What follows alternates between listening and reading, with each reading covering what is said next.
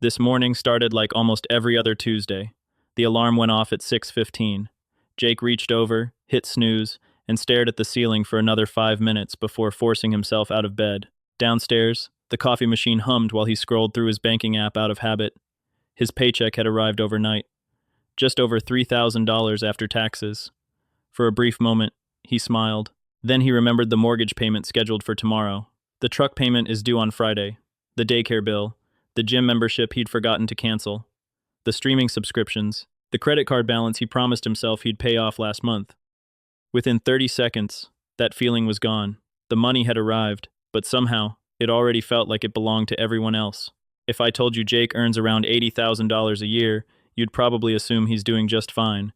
A decent house, a reliable truck, a stable career, weekend barbecues, a yearly vacation. From the outside, his life looks exactly like what millions of people spend their 20s trying to build. Yet every month, he's counting the days until payday. And Jake isn't unusual. He's becoming the new normal. There are millions of people earning salaries that would have sounded incredible just 15 years ago. Yet they still feel like they're one unexpected expense away from panic. A broken transmission, a visit to the emergency room, a leaking roof, one surprise, and suddenly the credit card comes back out. So what happened? Did life simply become more expensive? Partly, but that's not the whole story. Because if higher income automatically solved financial stress, nobody making $80,000 would ever feel broke. And yet they do.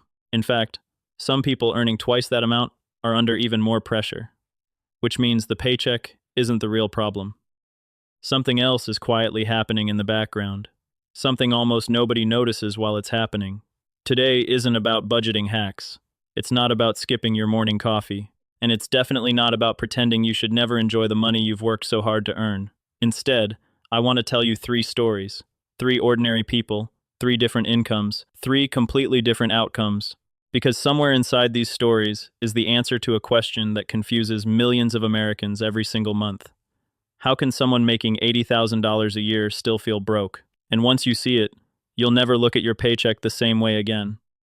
Jake's first big promotion came when he was 29. His manager called him into the office on a Thursday afternoon. "You've earned it." Those 3 words stayed with him all day. The raise was almost $12,000 a year. For the first time in his adult life, he felt like he was finally getting ahead. That weekend, he and his wife celebrated over dinner. They talked about everything they had put off for years. Maybe it was finally time for a newer truck. The old one still worked. Mostly. But the repairs were becoming more frequent. The air conditioning had stopped working last summer. The seats were cracked.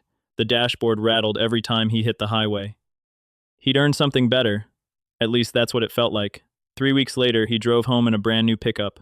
The smell of fresh leather, the giant touchscreen, the heated seats. His neighbors came outside to look.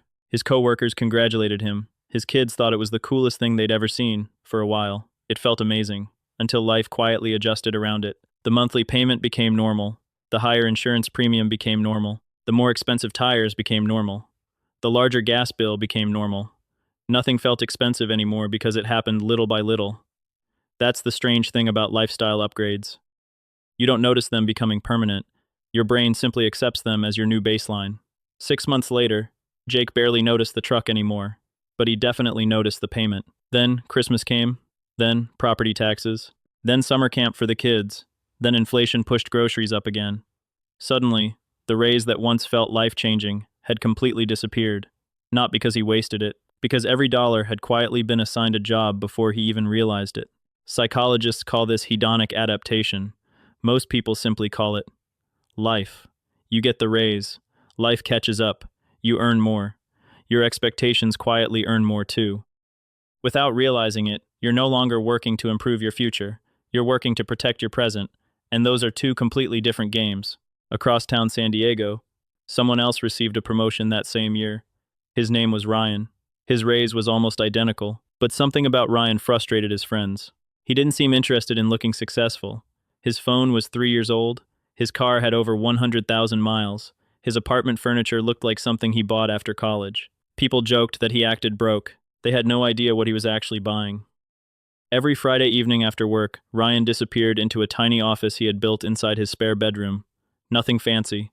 A desk, a monitor, a decent microphone, a camera sitting on a tripod. One weekend, he bought better editing software. A few months later, a faster computer. Then an online course that taught him how businesses use short-form videos to attract customers. His coworkers laughed. "You spent $3 grand on a computer?" Ryan smiled. "Not really." "What do you mean?" "I bought more hours." Nobody understood what he meant. Until about 18 months later, his freelance income quietly passed his salary. Not because the computer magically made him richer, because every upgrade removed friction. Videos exported faster. Clients received projects sooner. He could finish more work every week without working longer hours. The expensive computer wasn't a purchase. It was part of a machine that produced income. There's a difference between buying something that impresses people and buying something that quietly increases your earning power. One usually costs you money every month. The other has a chance to pay you back for years. Most people never stop to ask one simple question before spending.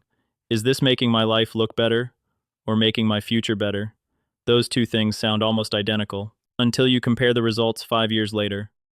Ryan never felt rich after buying that equipment. There were no compliments. No neighbors walked over to admire his new setup. No excitement, just work. But every invoice he sent afterward quietly reminded him why he bought it.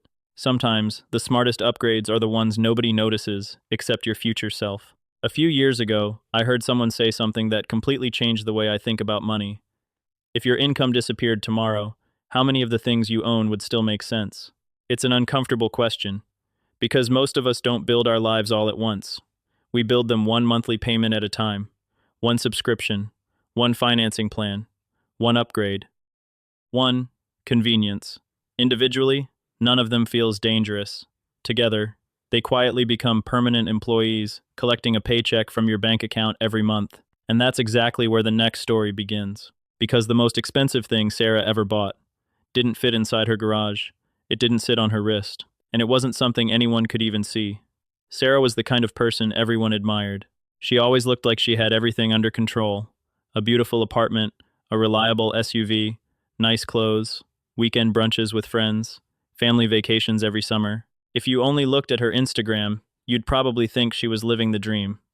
What nobody saw were the Sunday nights. That's when she'd sit alone at her kitchen table with her laptop open, moving money from one account to another, checking due dates, calculating minimum payments, trying to figure out which bill could wait another 3 days. She wasn't irresponsible. Far from it.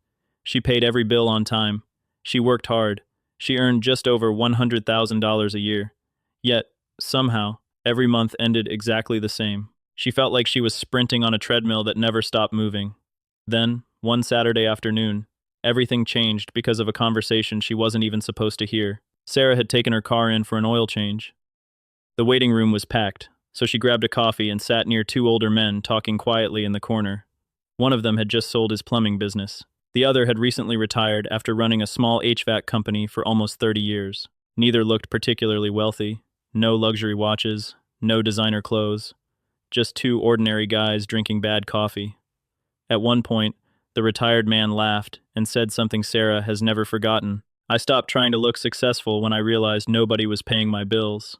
The other man smiled. "Exactly." Then he pointed toward the parking lot. "You know which truck is mine." Sarah glanced outside. There were shiny new pickups everywhere. Then he pointed at an old white work truck with faded paint and nearly 200,000 miles on it. "That one." Sarah looked confused. "I could buy a new one tomorrow, but this one still makes me money. The new one would just make me feel good." There was a long pause. Then the retired man added something even more powerful. "People think money gives you freedom. It doesn't. What gives you freedom is having fewer things that need your money every month." Sarah wasn't trying to eavesdrop, but those words stayed with her for weeks. Because when she got home that evening, she walked through her apartment differently. She wasn't looking at furniture anymore. She was looking at obligations. The sectional sofa, the television, monthly payment, the exercise bike she'd used maybe 6 times, monthly payment, even her phone. She suddenly realized something she'd never considered before. She didn't actually own most of the things surrounding her. They owned part of every paycheck she hadn't earned yet. That realization hurt, not because she was drowning in debt, because she finally understood why every raise disappeared so quickly. Every time her income increased, she quietly invited another monthly payment into her life, one after another, like adding passengers to a small boat. None of them seemed heavy enough to matter, until one day, the boat stopped moving. A month later, Sarah made a decision that confused almost everyone around her. She didn't move to a smaller apartment. She didn't sell her SUV. She didn't stop enjoying life. Instead, she stopped buying monthly payments. When her coworkers upgraded their phones, she replaced the battery in hers. When everyone rushed to finance new furniture, she waited. When another streaming service launched, she skipped it. Not because she couldn't afford it, because she had started asking herself a different question. Will this still make me happy after the payment becomes invisible? Most of the time. The answer was no. Within 18 months, something strange happened. Her salary hadn't changed very much, but for the first time in years, she could breathe. Not because she earned dramatically more, because less of her future income already belonged to someone else. People often think financial freedom begins with making six figures. Sometimes, it begins with protecting the money you already make. There's another trap almost nobody talks about. And unlike expensive cars or monthly payments, this one actually feels responsible. When Mike got promoted, everyone congratulated him. His parents were proud. His wife was proud. His boss trusted him with a bigger team. The raise pushed his household income well into six figures. Life should have gotten easier. Instead, Mike somehow became busier than he'd ever been. His workdays stretched longer. His weekends disappeared. Vacation days piled up because there was never a good time to use them. Every extra dollar seemed to require another hour of his life. At first, he didn't mind. That's what success looked like, or so he thought. Then one evening, his 7-year-old daughter walked into his home office carrying a drawing. She waited quietly while he finished an email. 5 minutes became 10. 10 became 20. Finally, he looked up. "What is it, sweetheart?" She smiled and handed him the picture. It was a drawing of their family. Mom, her little brother, the dog, and an empty chair at the dinner table. Mike frowned. "Who's supposed to sit there?" She answered without thinking. "You." Then she ran back downstairs. Mike just sat there, staring at a chair drawn with a black crayon. It wasn't dramatic. There were no tears, no music playing in the background, just silence. Sometimes life doesn't hit you with a disaster. Sometimes it hands you a child's drawing. That night, Mike started calculating something he'd never measured before. Not money, time. He realized he was spending nearly 14 hours every week doing things someone else could do. Mowing the lawn, cleaning the house, picking up groceries, driving across town for errands. None of those tasks were wrong, but none of them required Mike. A few months later, he hired a cleaning service twice a month. He started ordering groceries online. He paid the neighborhood teenager to mow the lawn during summer. His monthly expenses went up. His free time went up even more. Every Thursday evening became family dinner night. Saturday mornings became soccer games instead of yard work. His stress dropped, ironically. His performance at work improved too, because he wasn't exhausted all the time. Most people think buying time is a luxury. In reality, buying back the right hours can be one of the highest return investments you'll ever make. Because unlike money, time is the only thing you never get another paycheck for. By now, you may have noticed something. None of these people became financially stronger because they suddenly doubled their income. Jake learned the difference between looking successful and becoming successful. Ryan quietly invested in the machine that generated his income instead of the things that impressed strangers. Sarah discovered that every monthly payment quietly claimed a piece of her future. Mike realized the wealthiest people aren't always the ones with the biggest paycheck. Sometimes they're the ones who own more of their own time. But there's one upgrade that ties all of these stories together. It's invisible. You can't park it in your driveway. Your friends probably won't compliment you for it. And yet, it quietly determines almost every financial decision you'll make for the rest of your life. Because before people upgrade their income, before they upgrade their home, before they upgrade their lifestyle, they have to upgrade something much harder: the way they think about money. And that's where the next story begins. A few years ago, Daniel finally bought the house he'd always dreamed about. Nothing extravagant. 3 bedrooms, a small backyard, a quiet neighborhood where kids rode their bikes after school. It was everything he and his wife had worked toward for almost 10 years. The first few months felt incredible. Friends came over for cookouts. His parents couldn't stop telling people how proud they were. Every time Daniel pulled into the driveway after work, he felt like he'd made it. Then something strange happened. The excitement slowly disappeared. Not because there was anything wrong with the house, because people get used to almost everything. A year later, Daniel caught himself doing something he never expected. He was scrolling through Zillow during his lunch break. Larger homes, nicer kitchens, 3-car garages, swimming pools. He laughed at himself. If I had one of those. Then I'd finally be satisfied. Sound familiar? Maybe you've never looked at bigger houses. Maybe it's newer cars. Maybe it's luxury watches. Maybe it's the newest iPhone every September. Maybe it's vacations that somehow need to become more expensive every year. Whatever it is, the target keeps moving. The finish line quietly walks away every time you get close. Nobody teaches us this. We just absorb it. A friend buys a Tesla. Someone at work remodels their kitchen. Your neighbor builds a deck. Your cousin posts pictures from Italy. Without anyone saying a word, your definition of normal quietly changes. That's one of the most expensive upgrades people make. Not because they spend money, because they upgrade their expectations faster than they upgrade their lives. Daniel realized this one afternoon while cleaning out his garage. He found an old photo taken the day he bought his first used Honda Civic. He remembered everything about that car. The cracked steering wheel, the broken radio, the windows that barely rolled down. Back then, owning that car felt like freedom. Now, he couldn't even remember the last time he appreciated the SUV sitting in his driveway. Nothing had changed about the vehicle. Only his expectations had. That afternoon, he asked himself a question that completely changed how he viewed success. When did enough stop being enough? It sounds like a simple question, but almost nobody asks it, because we're too busy chasing the next version of our lives. And the strange thing is, there will always be another version. A bigger house, a newer truck, a better neighborhood, a nicer vacation, more expensive clothes, a larger paycheck. If your definition of enough always depends on what's next, you'll never actually arrive. That's why some people making $50,000 sleep peacefully, while others making $300,000 lie awake every night wondering where all their money went. Income changes numbers. Perspective changes everything. Several months after that realization, Daniel stopped measuring success the way he used to.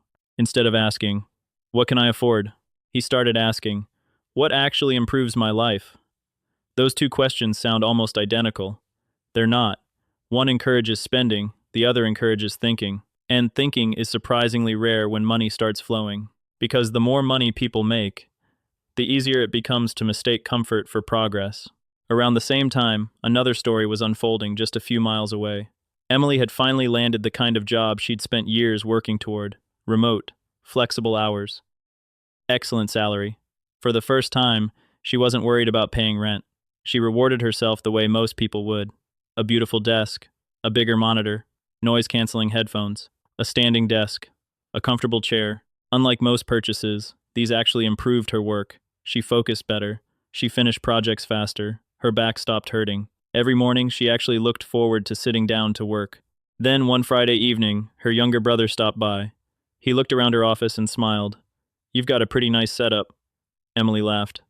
"I know." He paused for a second. "But you know what's funny?" "What?" "You've spent thousands upgrading the place where you make money, but you haven't upgraded yourself in years." She frowned. "What do you mean? When's the last time you learned something completely new?" The room went quiet. It wasn't meant as an insult. It was just an honest question. Emily couldn't answer, because she realized she had been improving her workspace, without improving the person sitting in it. That conversation stuck with her. A month later, she signed up for a negotiation workshop. Not because she needed another certificate, because she'd noticed something. The highest paid people in her company weren't always the smartest.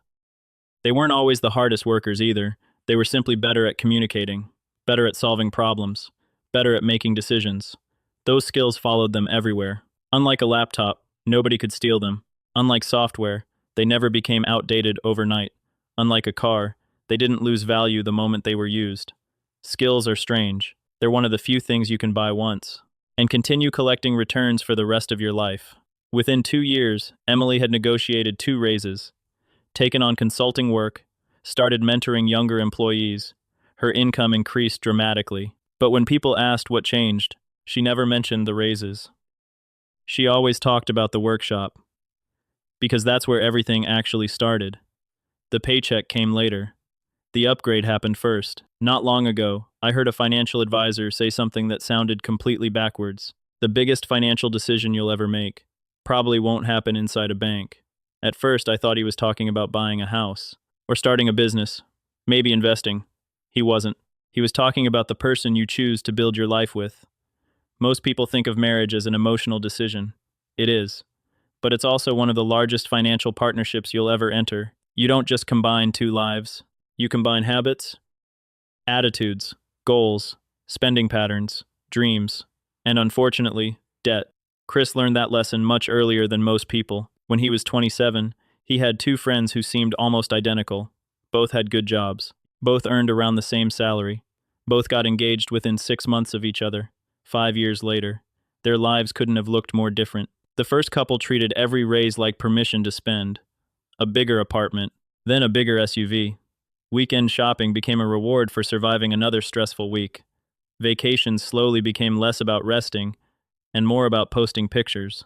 Neither of them ever argued about money, because they never talked about it. Every financial decision simply happened, until one day, there wasn't enough left to ignore. The arguments weren't really about money. They were about fear. Fear of saying no. Fear of disappointing each other. Fear of admitting that the lifestyle they'd built was quietly collapsing under its own weight. Meanwhile, Chris watched his other friends build their marriage completely differently. On Friday nights, instead of scrolling through online stores, they'd sit at the kitchen table with pizza boxes and a notebook. Not because they loved budgeting, they actually hated it, but they loved having the same destination. One evening, they asked each other a question most couples never ask. If we could only achieve one financial goal together over the next 5 years, what would it be? The answers surprised both of them. Neither mentioned a bigger house. Neither mentioned luxury cars. Neither mentioned expensive vacations. They both wanted the same thing. Options. They wanted the ability to say yes or no, without money making the decision for them. That single conversation changed everything. Every purchase after that became easier. Not because they had more money, because they had a filter. Whenever one of them wanted to buy something expensive, the other would smile and ask, "Does this get us closer or farther away?" No arguments, no guilt, just one simple question. Sometimes they still bought the expensive thing. Sometimes they didn't. But every decision was intentional, and that's what made the difference. Money grows surprisingly well when two people stop pulling it in opposite directions. There's another upgrade almost nobody appreciates until much later. When Marcus was 32, he finally reached 6 figures. It felt incredible for about 3 months. Then life became normal again. He kept waiting for this magical feeling everyone talks about, the feeling where you've made it. It never arrived. Instead, he worked more, thought more, worried more. One evening, his father invited him fishing. Marcus almost said no. Too much work, too many emails, too many deadlines. His dad shrugged. Maybe next time. For some reason, that sentence hit harder than it should have, because Marcus realized something. His father had been saying maybe next time for almost 2 years. There was always another meeting, another client, another project. So he went. Neither of them caught anything worth talking about. The boat motor broke twice. It rained for almost an hour. They ate cold sandwiches. Objectively, it was a terrible fishing trip. And somehow, Marcus couldn't stop smiling on the drive home. A week later, someone asked what he did over the weekend. He didn't mention work. He told the fishing story. A month later, he told it again. At Thanksgiving, the entire family laughed about his dad nearly falling into the lake. Years later, that story still comes up. Marcus can't remember where most of his bonuses went.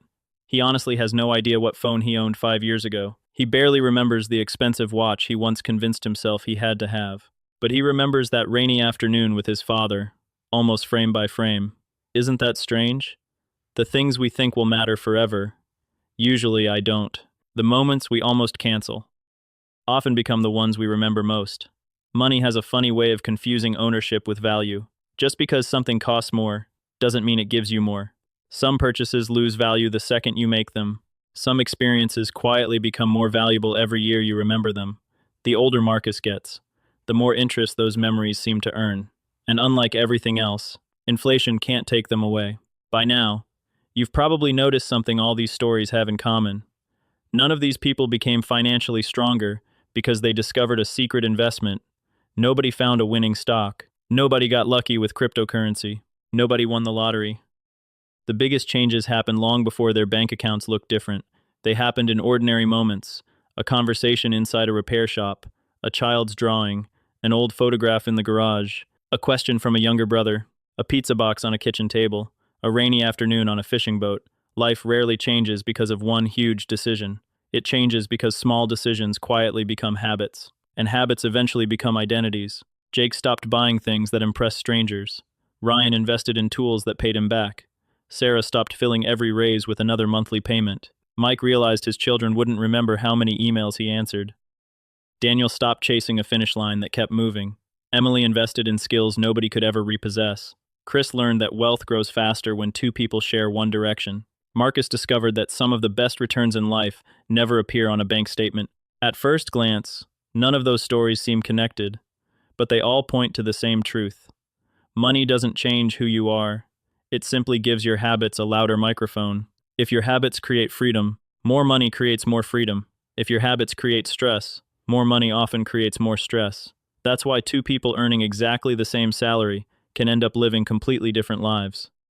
One feels trapped, the other feels peaceful, not because of what they earn, because of what they choose to upgrade. One day, you'll probably forget what your salary was in your early 30s. You'll forget the exact balance of your checking account. You'll forget how much your first bonus was. But I don't think you'll forget the choices you made when money finally started showing up. Because that's when money quietly asks a question that no one else can answer for you. Now that you have a little more, who are you going to become? Not. What are you going to buy? Not. What car are you going to drive? Not. What phone will you upgrade to? Those are easy questions. The harder question is, what kind of life are you building? Because we've spent our entire lives watching success from the outside. The bigger house, the newer car, the expensive vacation, the perfect family photos. We're taught to recognize wealth by looking at things. But real wealth has a funny habit. It usually hides behind decisions nobody applauds.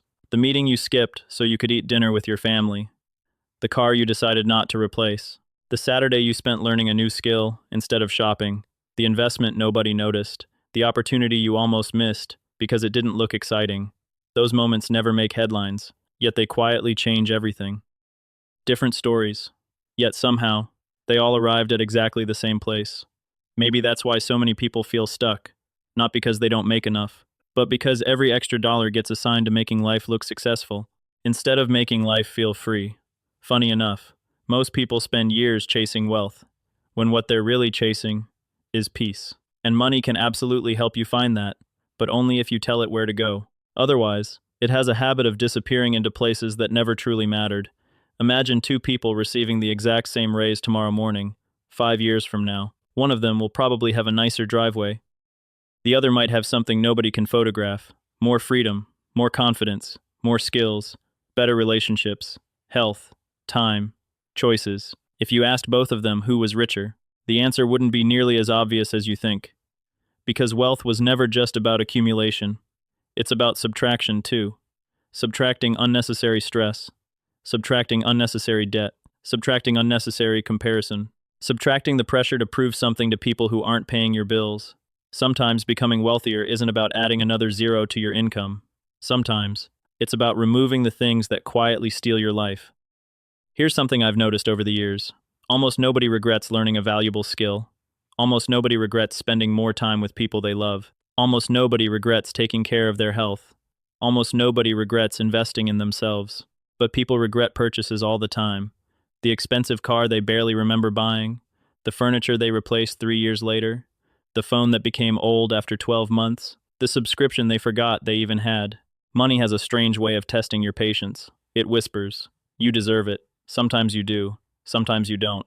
The trick is knowing the difference. Because the best upgrades rarely make the biggest first impression. They make the biggest difference 10 years later. So if your income goes up this year, or next year, I hope you celebrate. Seriously. Take your family to dinner. Book the weekend trip. Enjoy the moment. You worked for it. Just don't let that moment become the reason you're trapped 6 months later. Before you upgrade your driveway, upgrade your thinking. Before you upgrade your wardrobe, upgrade your skills. Before you upgrade your lifestyle, upgrade your options. Because the people who stay wealthy aren't always the ones who earn the most. They're usually the ones who protect the freedom their money creates. And in the end, that's what money was supposed to buy all along. Not paying attention, not status. Freedom.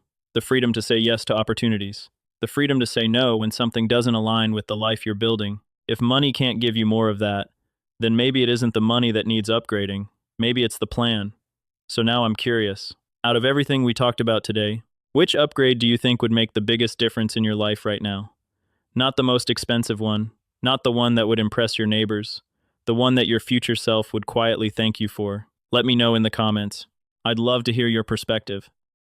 And if you enjoy conversations about money that go beyond budgets, beyond investing, and beyond all the flashy headlines, if you want to build real wealth by changing the way you think, not just the way you spend, make sure you subscribe, because sometimes the smallest shift in perspective ends up becoming the biggest upgrade you'll ever make. I'll see you in the next video.